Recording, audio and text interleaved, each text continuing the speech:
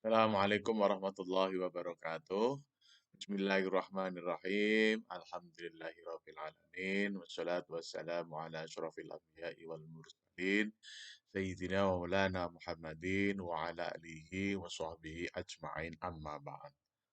Bapak Ibu, saudara-saudara, sahabat-sahabat, kawan-kawan, rekan-rekan, teman-teman, dan adik-adik semua.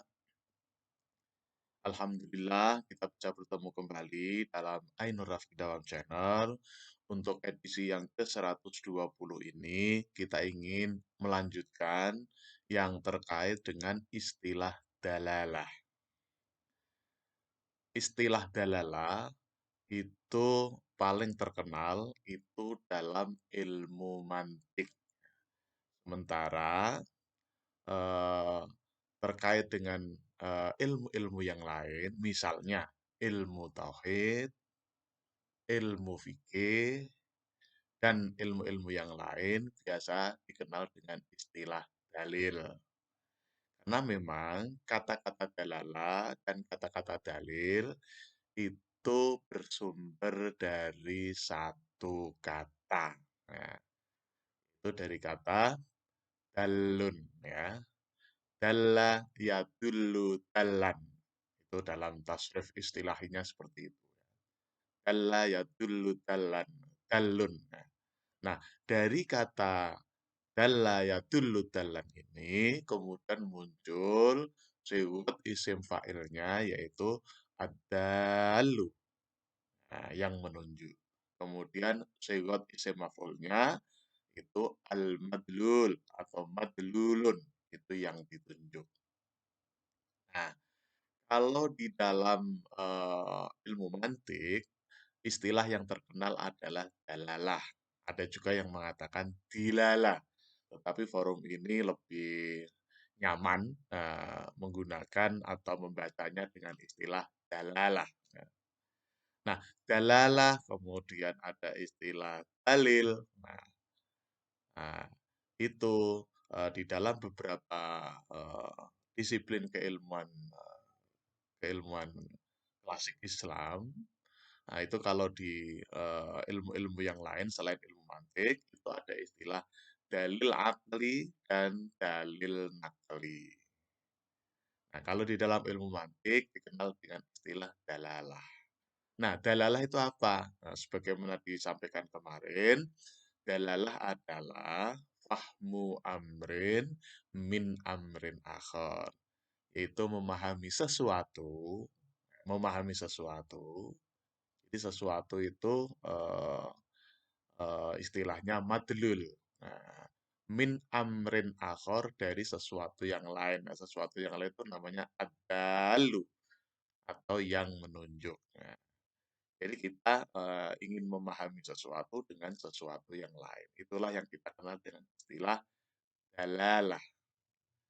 Nah, di dalam ilmu mantik kemarin juga kita sudah sampaikan bahwa dalalah yang diterima atau diakui atau dipakai oleh para ulama ilmu mantik itu adalah dalalah lafziyah. Karena memang di dalam ilmu mantik dalalah itu ada dua. Yang pertama dalalah lafziyah, yang kedua adalah dalalah ghairu lafziyah. Nah, mengapa dalalah yang ada di dalam ilmu mantik itu yang diterima secara jumhur atau secara mayoritas oleh para ulama ilmu mantik itu dalalah lafziyah? Ini kembali kepada bahwa semua ilmu, semua pembahasan keilmuan, semua pengembangan keilmuan, dan semua pendalaman keilmuan di dalam tradisi Islam klasik atau dalam tradisi keislaman klasik itu selalu berbasis kepada Al-Quran. Sementara Al-Quran itu sendiri adalah berupa lafal. Nah, karena Al-Quran itu terdiri dari teks-teks, terdiri dari nas, ya, yang ada di dalam ayat-ayat, kemudian ada dalam surat-surat, dan ada dalam juz-juz. Nah itu. Nah jadi, para ulama, ahli mantik atau ulama, ilmu mantik itu, mengakui atau menerima dalalah yang dimaksud di sini adalah dalalah lafziyah karena berupa lafal. Nah, mengapa, kemudian semua itu bertumpu kepada Al-Quran? Karena memang tujuan pembahasan, pengembangan, pendalaman, keilmuan klasik atau tradisi keislaman klasik itu tujuannya hanya untuk mempertahankan, memperkokoh, memperkuat keesaan Allah Subhanahu wa taala atau keesaan Allah Subhanahu wa taala. Jadi tujuan utamanya adalah itu, yaitu memperkuat, memperkokoh, mempertahan keesaan Allah Subhanahu wa taala atau ketauhidan Allah Subhanahu wa taala. Jadi semua dalil yang dibangun, baik itu akli maupun nakli, kemudian dalalah yang difahami, ya, dalalah yang difahami baik, dalalah yang lafziyah dan ghairu lafziyah, itu semuanya berbasis atau bertujuan untuk mempertahankan, memperkuat, memperkokoh, eee, keesaan Allah Subhanahu wa taala atau, ketauhidan Allah Subhanahu wa taala. Namun demikian, di dalam dunia ilmu mantik, para jumhur ulama itu menerima atau lebih cenderung, mengakui dalalah yang lafziyah. Nah, kemarin kita sudah sampaikan terkait dengan hubungan antara kata-kata dalalah, kemudian ada kata-kata dalil, nah, kemudian ada ad-dalu, ada al-madlul. Maka sekarang kita mau menyampaikan terkait dengan jenis-jenis dalalah dalam ilmu mantik. Dalalah dalam ilmu mantik. Bagaimana kita ketahui bersama bahwa dalalah dalam ilmu mantik itu secara garis besar dibagi menjadi dua. Yang pertama adalah dalalah lafziyah, yang kedua adalah dalalah ghairu lafziyah. Untuk saat ini kita fokus ke dalalah lafziyah karena itu adalah dalalah yang diterima oleh jumhur ulama ilmu mantik. Ya. Nah, apakah ada ulama yang menggunakan dalalah ghairu lafziyah? Ada. Nah, cuma, itu hanya sebagian dari ulama yang menggunakan, dalalah ghairu lafziyah. Karena memang, tidak, tidak diterima oleh, banyak ulama, tapi ada ulama juga yang menggunakan itu. Nah, oleh karena itu, pada kesempatan ini kita fokus ke dalalah lafziyah. Nah, dalam ilmu mantik kemarin kita sudah sampaikan yang pertama terkait dengan tasawur, kemudian yang kedua terkait dengan tasdik, kemudian yang ketiga terkait dengan dalalah, kemudian dalalah itu sendiri dibagi menjadi dua, yaitu dalalah lafziyah dan dalalah ghairu lafziyah. Kita akan lanjut untuk dalalah yang lafziyah. Ulama ilmu mantik membagi dalalah lafziyah itu menjadi tiga atau tiga jenis dalalah lafziyah. Yang pertama adalah dalalah lafziyah wad'iyah, ya. Yang kedua adalah dalalah lafziyah tabi'iyah. Kemudian yang ketiga adalah dalalah lafziyah aqliyah. Kalau kita lihat dari istilah-istilahnya, yaitu wad'iyah, kemudian tabi'iyah, kemudian akliyah, maka sudah bisa kita gambarkan bahwa dalalah itu, dilihat dari istilahnya tadi sudah menunjukkan, pengertiannya. Nah, kita mulai dari dalalah wad'iyah. Dalalah wad'iyah itu kan dari kata al-wad'u. Al-wad'u itu ya kalau dalam bahasa Jawa itu asal sumele, nah asal sumele. Tapi maksudnya, dalalah lafdhiyah wad'iyah itu apa?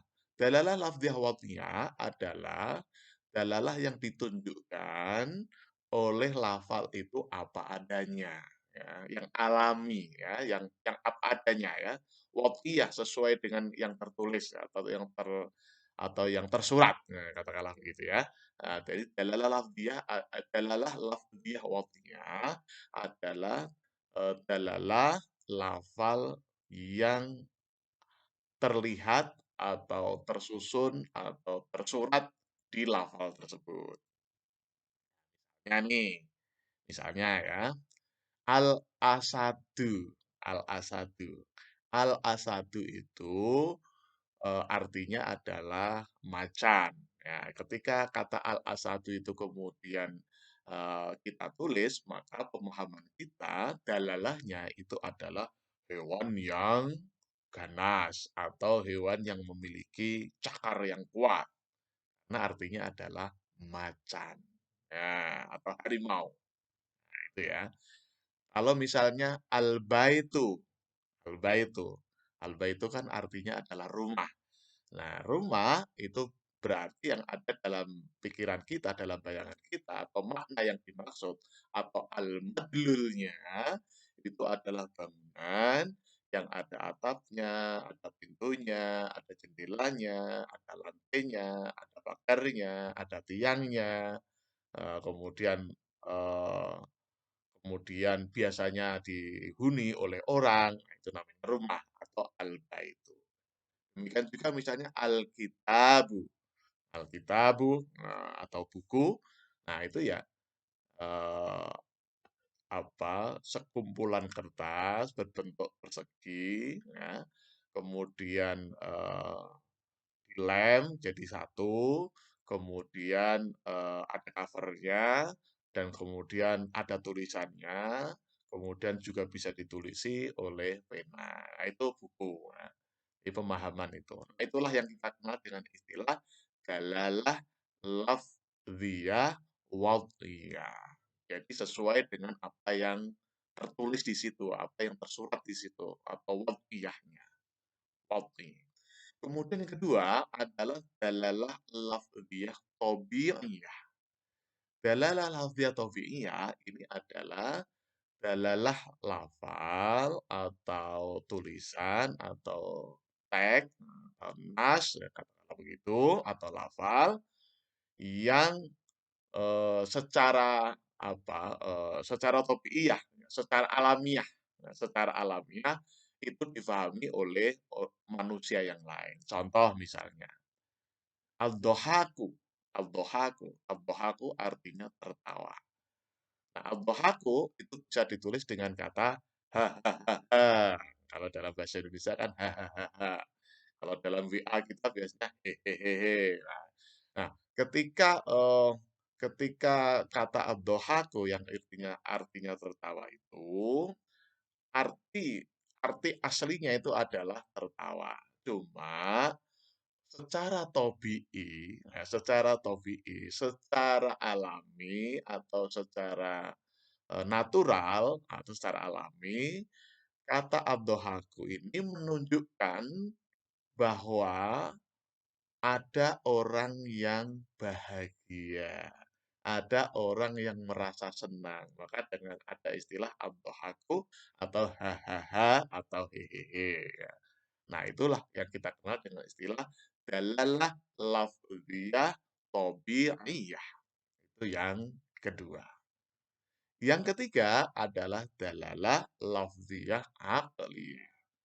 Sesuai dengan kata-katanya atau sesuai dengan terminologinya atau istilahnya yaitu aqliyah, maka di sini adalah dalalah lafal yang secara akal itu diterima oleh manusia.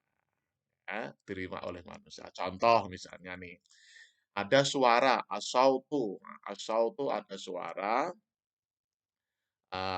suara teriakan misalnya maling maling maling. Nah, maling maling maling ada suara teriakannya tuh maling maling. Berarti secara akal di tempat itu terjadi kasus pencurian. Nah, itulah yang kita kenal dengan istilah akliyah. Atau misalnya ada suara orang berbicara, tetapi dia berada di di balik, kita misalnya kita berada di sebelahnya tembok ya, atau di sebelah dinding. Nah, kita mendengar di sebelah situ ada dua orang berbicara, berkata-kata. Nah, ketika pembicaraan dua orang itu kan ada suaranya tuh terdengar oleh kita. Nah, ketika ada lafal atau ada suara atau ada perkataan atau ada tulisan, kemudian pembicaraan dua orang itu kemudian kita tulis, ya, bentuk lafal, nah, kemudian kita menuliskan apa yang kita dengar, ada suara di balik dinding atau di balik tembok itu, maka secara akal itu menunjukkan bahwa di seberang sana, di seberang dinding itu ada orang yang masih hidup atau ada orang yang berbicara. Nah, itulah yang kita kenal dengan istilah dalalah lafziyah aqliyah. Cuma sekali lagi dari tiga dalalah lafziyah tadi yang oleh ulama ilmu mantik yang diterima atau yang digunakan itu adalah dalalah lafziyah yang wad'iyah. Lagi-lagi kembali kepada nas, lagi-lagi kembali kepada teks, lagi-lagi kembali kepada ayat-ayat Al-Qur'an. Nah, sebagaimana disampaikan kemarin, kita ada istilah rosam ya. Nah, rosam itu larinya kepada Al-Qur'an juga. Makanya ada istilah rosam Utsmani, ada rosam Qiyasi, ada rosam eh, Arudi. Nah, kalau yang eh, kalau yang paling utama ya itu dalalah lafziyah waqtiyah itu adalah Rosam Usmani tadi ya karena itu waqtiyahnya. Jadi misalnya lafal alhamdulillahi rabbil alamin ya, maka dalalah yang ditunjukkan oleh lafal alhamdu, lafal lillah, lafal rabbil alamin itu seperti apa? Madlulnya seperti apa? Modulnya seperti apa? Nah, itulah sebenarnya pengembangan, pembahasan, pendalaman ilmu mantik itu arahnya ke situ. Makanya dikenal dengan istilah dalalah lafziyah wad'iyah. Jadi yang apa adanya. Alhamdulillahirabbil alamin. Misalnya alif lam mim tulisannya seperti itu. Wad'iyahnya seperti itu. Al-wad'iyahnya seperti itu. Maknanya seperti apa? Nah, makanya nanti kalau kita kaji ke dalam istilahnya ilmu tafsir ya, ilmu tafsir itu nanti ada istilah tafsir bil ma'thur, ada tafsir bir ra'yi. Ini kaitannya ini nanti.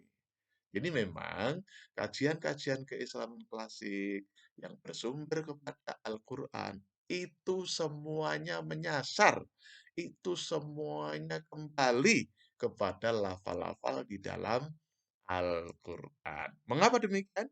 Karena Al-Quran itu kalamullah, hudan lil muttaqin. Itu ya, kembalinya ke situ. Nah, tujuan akhirnya adalah mempertahankan, memperkuat, memperkokoh keesaan Allah Subhanahu wa taala atau ketauhidan Allah Subhanahu wa taala. Oke, kita ulang lagi secara ringkas. Untuk edisi ini, kita ingin menyampaikan terkait dengan dalalah dalam ilmu mantik. Dalalah dalam ilmu mantik itu bersumber dari kata dalla yadullu dalan. Kalau dalam ilmu-ilmu yang lain kita kenal dengan istilah dalil. Ya. Dalalah artinya adalah fahmu amrin min amrin akhor. Kemudian oleh dunia ilmu mantik, oleh ulama ilmu mantik, dalalah dibagi menjadi tiga. Yang pertama adalah dalalah lafz lafziyah wad'i. Dalalah secara garis besar dibagi menjadi dua, yaitu dalalah lafziyah dan dalalah ghairu lafziyah. Sementara ulama ilmu mantik menggunakan yang dalalah lafziyah. Nah, dalalah lafziyah itu sendiri jenisnya ada tiga. Yang pertama dalalah lafziyah wad'iyah yang apa adanya.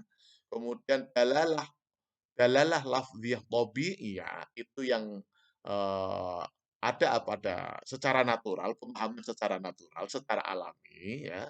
Jadi bukan berdasarkan tag itu sendiri, tetapi berdasarkan, kebiasaan-kebiasaan yang secara natural. Kemudian ketiga adalah dalalah lafdhiyah, aqliyah. Ini memerlukan, pemikiran ya. Dalalah lafdhiyah tapi yang memerlukan, pemikiran. Contohnya sudah kita sampaikan tadi. Barangkali demikian kita sampaikan atau kita ucapkan tagline kita, sukses di dunia, bahagia di dunia. Sukses di akhirat, bahagia di akhirat. Amin amin amin. Terima kasih. Assalamualaikum warahmatullahi wabarakatuh.